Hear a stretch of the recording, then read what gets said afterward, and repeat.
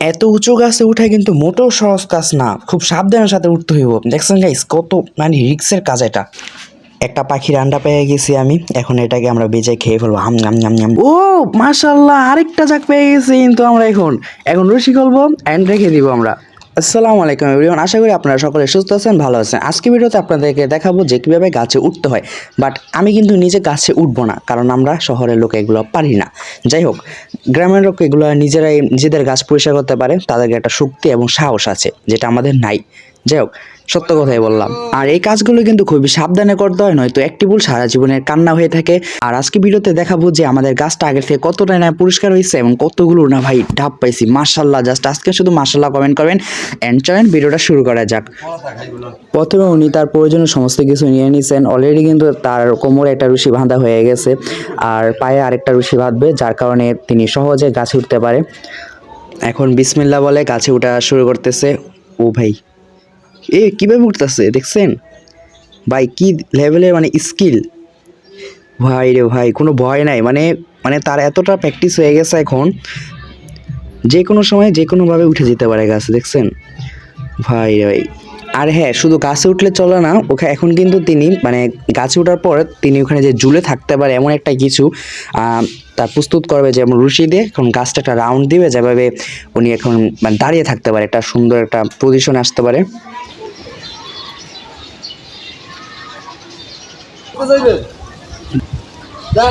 কানে কম মনে।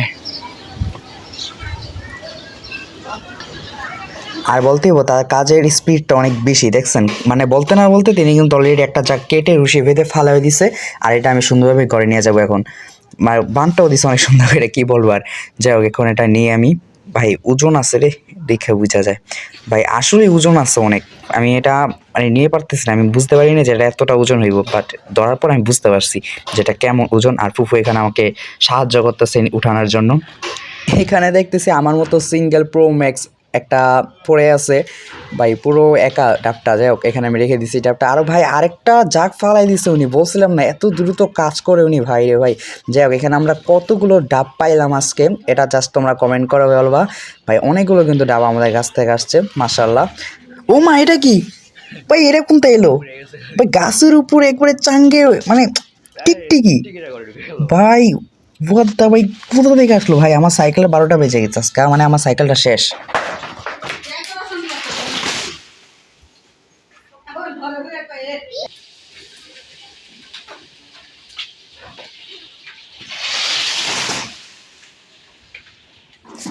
গাছটা কিন্তু উনি অর্ধেক প্রায় পরিষ্কার করে ফেলছে, আর আমি এখানে আরেকটা যে জারটা ফালাইছিল ওইটা এখন আমি নিব ভাই। দেখছেন, বলতে বলতে উনি কিন্তু আগের থেকে অনেক ভালো কাজ করতেছে। আরও একটা ডাবের জাক এখানে ভাই, দেখছেন কতগুলো ডাব হয়ে গেছে। মানে কয়টা ডাব এখানে থাকতে পারে জাস্ট কমেন্ট করে বলবেন যে কতগুলো ডাব। তবে এখানে একটা স্যাড নিউজ, ওটা হলো মানে ডাবগুলো পাড়ার সময় মানে আরেকটা জাক এখানে ফালানো হয়েছে, তখন দেখা যায় যে একটা পাখির বাসা, আর এর মধ্যে একটা আন্ডা, আই মিন একটা ডিম আছে। তো এখানে ডিমগুলো নষ্ট হয়ে গেছে অলরেডি, আরও কয়েকটা ডিম ছিল, তার মধ্যে আমি একটা ডিম এখানে পাইছি। আমি ভালো করে আরও দেখতেছি যে আরও আছে কি না, বাট হয়তো বা নাই। এই যে এই ডিমটা, আর এটা মেবি চড়ুই পাখি কিংবা কাকের ডিম। যাই হোক, এখানে আর ডিম টিম নাইকা। যাই হোক, এটার এখন আমি একটা ব্যবস্থা করবো। কী করবো, এটা আমি ছাদে এক পাশে যেয়ে রেখা দিব। যদিও এটা কিন্তু কিছু করার নাই, নষ্ট হয়ে গেছে। আপাতত কিন্তু গাছ পরিষ্কার করার কাজটি শেষ হয়ে গেছে, এখন উনি নিচে নেমে যাবে। আর দেখতে পাইতেছেন কত সতর্কতা, মানে আই মিন সাবধানে গাছ থেকে নামতেছে। আর এই হচ্ছে আমাদের গাছের ডাবগুলো, উনি এখন ডাবগুলোকে কেটে কেটে সিঙ্গেল পিস করতেছে। ডাব পাড়া নিয়ে যদি পুরো ভিডিও আপনাদেরকে দেখাতে চায় তাহলে কিন্তু ভিডিওটি অনেক বড় হয়ে যায়, আর তখন আপনাদের নিজেরই অনেক বোরিং লাগা শুরু করবে। যাই হোক, ভিডিওটি আজকে এই পর্যন্তই শেষ করতেছি। অ্যান্ড যাদের ভিডিওটা ভালো লাগছে অবশ্যই লাইক অ্যান্ড সাবস্ক্রাইব করে নেবেন, আর এই ধরনের ভিডিও পেতে অবশ্যই বেল বাটনটি অন করে রাখবেন। এবং সবশেষে আল্লাহ হাফেজ।